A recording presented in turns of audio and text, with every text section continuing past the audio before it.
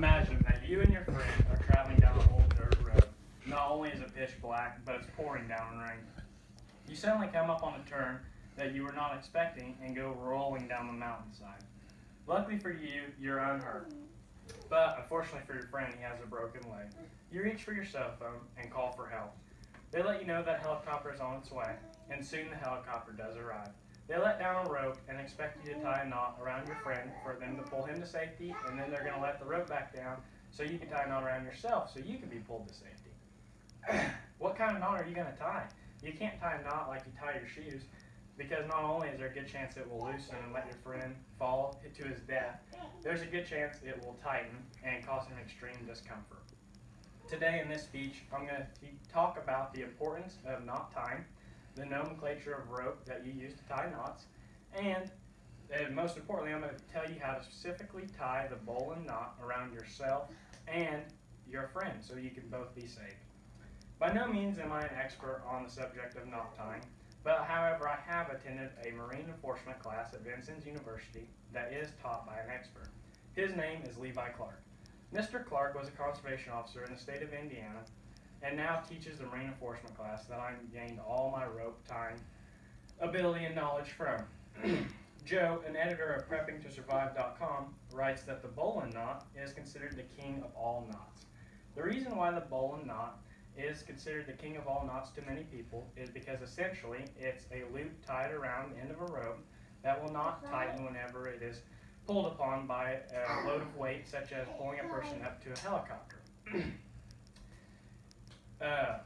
Karen Murdoch from MadeMan.com lists some of the uses of a bowline knot. These uses include hanging a hammock, tying up animals to a post such as a horse, tying an anchor onto a boat for sailing, climbing, camping, and for the topic of my speech, rescue. So today, I'm going to pass out rope to each of you so you can follow along as I teach you how to tie the bowline knot. But not me.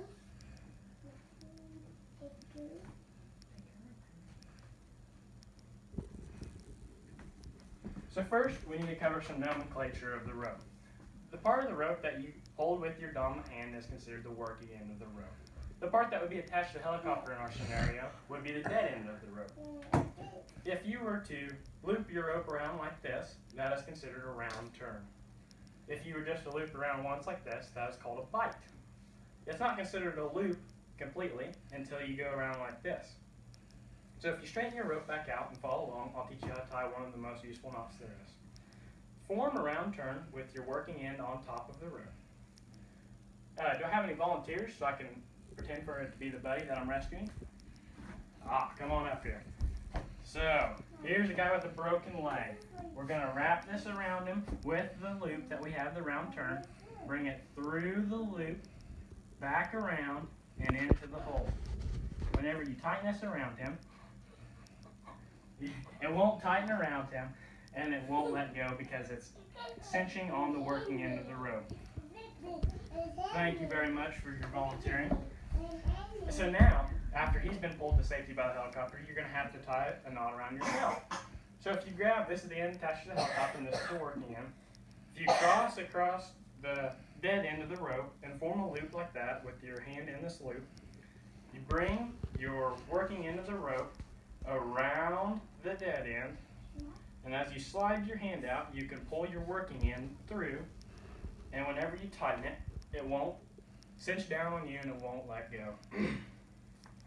So that is how you tie a bowline knot. Emergency Outdoors lists this knot that you just learned as one of the top 5 knots to know. In closing, this is how you tie a bowline knot around not only yourself but your friends so you can be pulled to safety. In this speech today, I've informed you not only of the different parts of the rope, the nomenclature of ropes, but how to tie a bowline around yourself and your friends so you can both be pulled to safety. I hope that if you ever find yourself in a scenario like the one I opened this speech with, you not only will be able to save your friend, but yourself by tying a bowline knot around yourself and your friend. Does anybody have any questions? Is there any other variations on the bowline knot? Oh, there's many variations on the bowline knot, but that's the only one I've learned because it's the most useful.